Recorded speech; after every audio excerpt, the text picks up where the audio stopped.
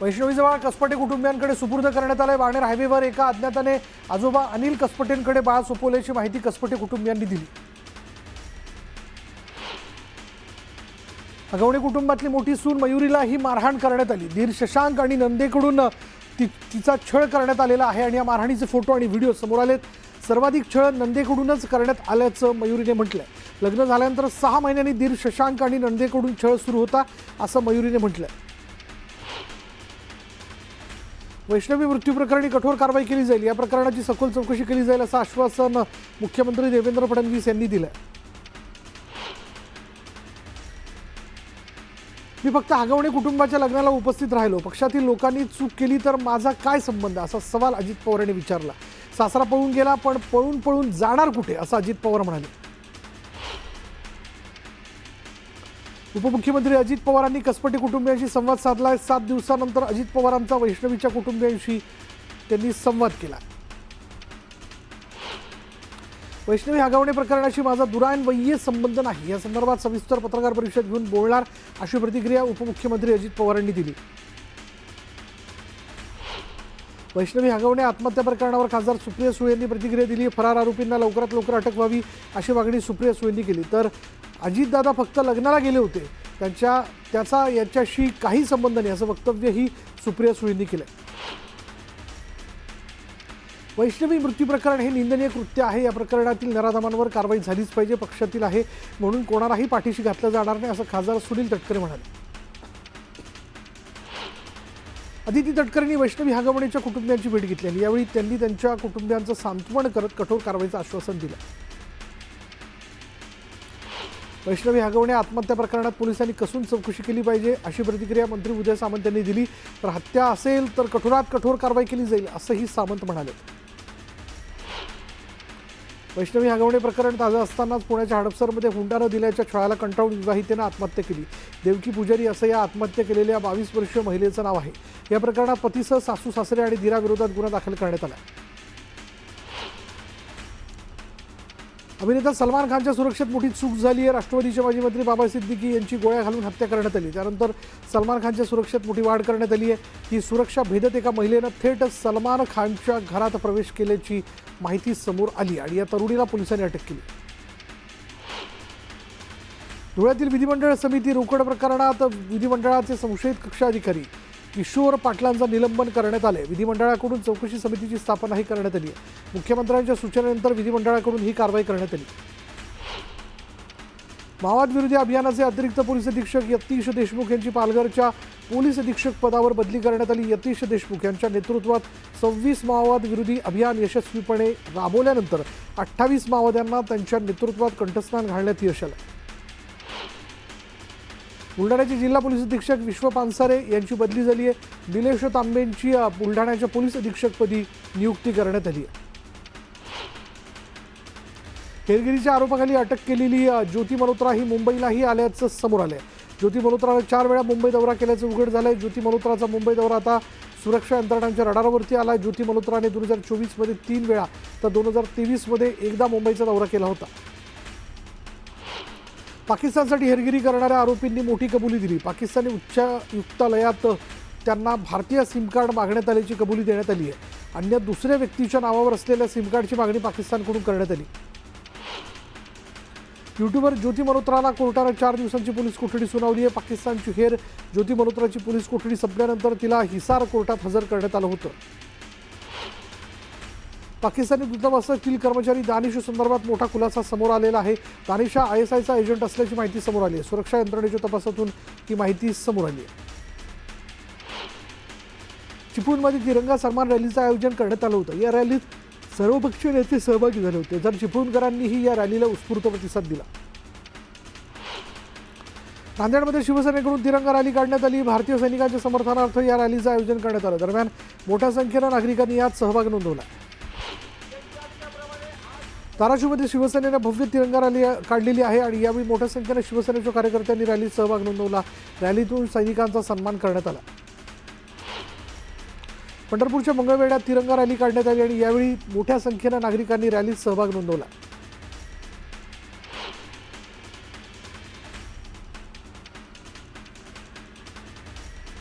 राज ठाकरेंसोबत युती व्हावी ही प्रत्येक शिवसैनिकाची इच्छा असल्याचं वक्तव्य अंबादास दानवेंनी केलं.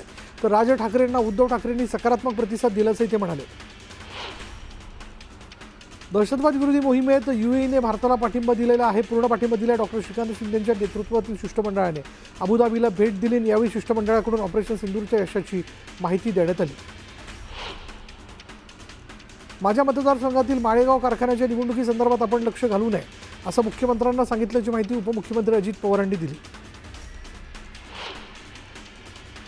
माळेगाव सहकारी साखर कारखान्याची पंचवार्षिक निवडणूक जाहीर करण्यात आली आहे. सध्या या कारखान्यावर अजित पवारांची सत्ता आहे. दरम्यान अजित पवारांच्या पॅनलमध्ये कोणाला संधी मिळते हे पाहणं महत्त्वाचं ठरणार आहे.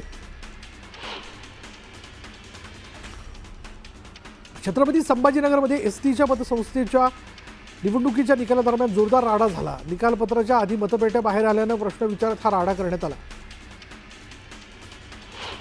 मुख्यमंत्री देवेंद्र फडणवीसांनी धुळे शासकीय विश्रामगृह रोकड प्रकरणी चौकशी समितीची घोषणा केली. दरम्यान चौकशीनंतर यातील सत्य बाहेर येईल. शासनाने दिलेला निधी विकास कामांवर खर्च झाला की नाही याची चौकशी होऊन दोषींवर कारवाई होईल असं सदाभाऊ खोत म्हणाले. राज्यात आलेल्या 8,25,000 कुणबी नोंदी आरक्षणासाठी अपात्र ठरतात असा मोठा दावा वकील गुणरत्न सदावर्तींनी केला. तर 6 महिन्यांनी पक्ष बदलून बेडूक उड्या मारणाऱ्या व्यक्तीवर किती विश्वास ठेवायचा असं म्हणत माजी आमदार अनिल गोटेंनी अर्जुन खोतकरांवर जोरदार टीका केली. अर्जुन खोतकर यांच्यावर गुन्हे दाखल करून कारवाई करा. जालन्याचे काँग्रेसचे माजी आमदार कैलास गोरंट्याल यांनी ही मागणी केली आहे. अर्जुन खोतकर यांच्या स्वीय सहाय्यकाने 15 कोटी रुपये जमा केल्याचा आरोप त्यांनी केला. नुकतीच मंत्रिपदाची शपथ घेतलेल्या छगन भुजबळांचं शहापूर तालुक्यात जोरदार स्वागत करण्यात आलं. ओबीसी महासंघातर्फे भुजबळांचं स्वागत करण्यात आलं. यावेळी मी मंत्री असो नसो ओबीसींच्या समस्या सोडवत राहणार असं वक्तव्य भुजबळांनी केलं. नाशिकमध्ये मंत्री छगन भुजबळांच्या नावाने जोरदार बॅनरबाजी करण्यात आली आणि बॅनरवर भुजबळांच्या पालकमंत्री उल्लेख करण्यात आला. त्यामुळे चर्चांना जोरदार उधाण आलं. केवळ छगन भुजबळांचं जल्लोषात स्वागत करण्यात आलं. मंत्रिपदावर वर्णी लागल्यानं कार्यकर्त्यांनी जोरदार जल्लोष केला. सोलापूरच्या अक्कलकोट रोड MIDC मधील सेंट्रल टेक्सटाईल कारखान्याला अंबादास दानवेंनी भेट दिली आणि या कारखान्यात लागलेल्या आगीत 8 जणांचा मृत्यू झाला होता.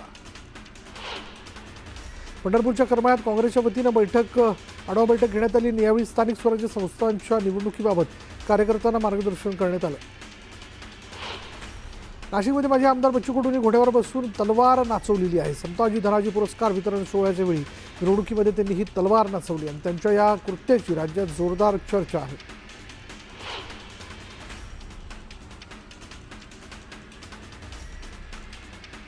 चंद्रपूरमध्ये चांदा फोर्ट रेल्वे स्थानकाचं पंतप्रधान मोदींच्या हस्ते आभासी पद्धतीने उद्घाटन करण्यात आलं. किशोर जोरगेवार यांनी हे स्थानक चंद्रपूरच्या विकासात महिलाची भूमिका बजावेल अशी भावना व्यक्त केली आहे. चाकण औद्योगिक वसाहतीमधील समस्या जाणून घेण्यासाठी चाकण इथे उद्योगमंत्री उदय सामंत यांच्या उपस्थितीत महत्त्वाची बैठक पार पडली. मात्र या बैठकीला PMRDA आयुक्त उपस्थित नसल्यानं उदय सामंत चांगलेच संतापले.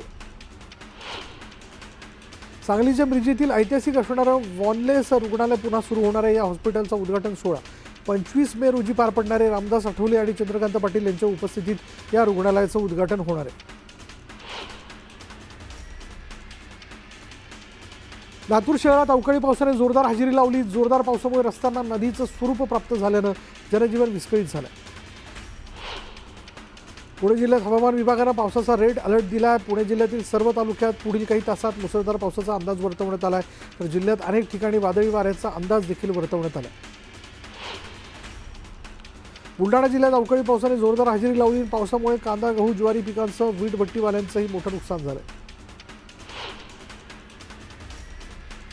खेडमध्ये झालेल्या मुसळधार पावसाने सकल भाग जलमय झालेला आहे. तर महामार्गाच्या कामात पावसामुळे व्यत्यय येतोय आणि हवामान विभागाने 23 मेपर्यंत रत्नागिरी जिल्ह्याला ऑरेंज अलर्ट दिला.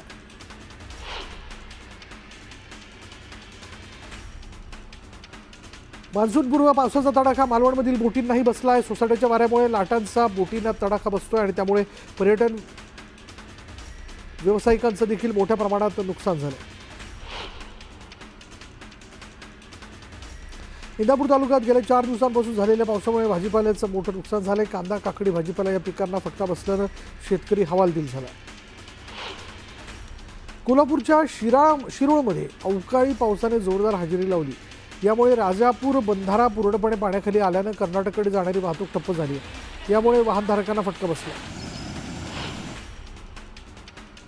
नागपूर जिल्ह्यात अवकाळी पावसाने जोरदार हजेरी लावली. पावसामुळे संत्रा पिकाचं मोठं नुकसान झालंय आणि त्यामुळे संत्रा उत्पादक शेतकऱ्यांचं मोठं नुकसान झालं. वाशिम शहरात अवकाळी पावसाने जोरदार हजेरी लावली आणि यामुळे रस्त्यावरील खड्ड्यांमध्ये मोठ्या प्रमाणात पाणी साचल्यानं वाहनधारकांना अडचणींचा सामना करावा लागतोय.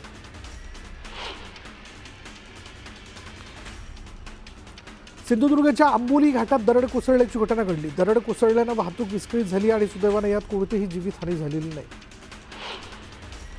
मान्सूनपूर्व पावसाच्या पार्श्वभूमीवर संभाजीनगरमधील प्रशासन यंत्रणा सज्ज झाली आहे. पावसाळ्यात पूरस्थिती, इमारतीची पडझड, पाणी साचणं तसंच जीवित आणि वित्तहानी घडणार नाही यासाठी संबंधित यंत्रणांकडून नियोजन सुरू आहे.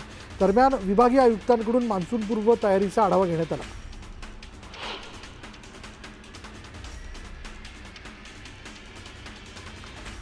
अकोल्यात काही दिवसांपासून पावसाने धुमाकूळ घातला. तेजराव पाटील या शेतकऱ्याच्या शेतात काढणी करून ठेवलेला कांदा पावसामुळे खराब झाला.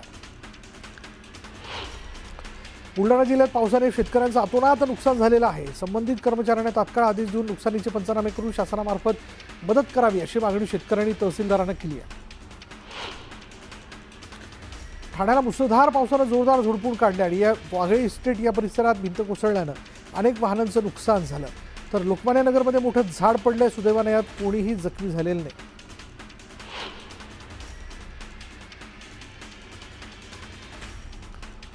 रत्नागिरीत सकाळपासून रिमझिम पाऊस सुरू आहे. पावसाने वातावरणात गारवा निर्माण झाला असून उकाड्याने हैराण झालेल्या नागरिकांना दिलासा मिळाला.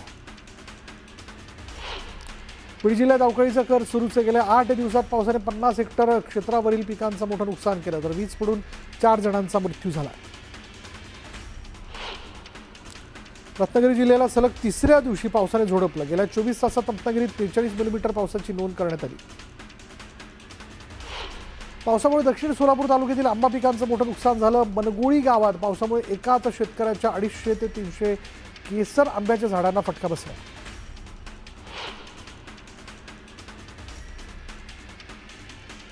बीडच्या पांगरबावडीमध्ये 2 बालविवाह रोखण्यात पोलिसांना यश आलेलं आहे. दोन्ही मुलांचं वय 16 वर्ष असल्याचं समोर आलंय. दोन्ही बालविवाह प्रकरणात गुन्हा दाखल होणार आहे.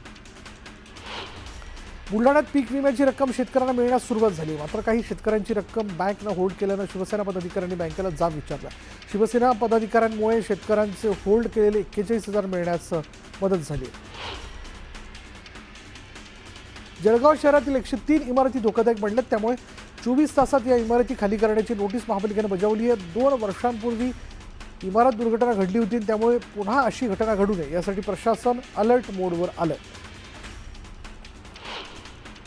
अकोला जिल्ह्यात ड्रोन, एअरक्राफ्ट, पॅराग्लायडर आदी साधनं वापरण्यास बंदी घालण्यात आली आहे. सार्वजनिक शांतता, सुरक्षितता राखण्याच्या दृष्टीने हा निर्णय घेण्यात आला आहे. हे आदेश 3 जूनपर्यंत लागू राहणार आहेत. सांगलीमधील शिराळा तालुक्यातील अंतरी बुद्रुक इथे विषबाधा झाल्यानं 9 दुभत्या गायींचा मृत्यू झाल्याचा धक्कादायक प्रकार समोर आला आहे. 17 पैकी 8 गायी गाभण असल्यानं त्यांना वेगळं पशुखाद्य दिल्यानं त्या सुरक्षित आहेत. शेतकऱ्यांना नुकसान भरपाई द्यावी अशी मागणी केली आहे.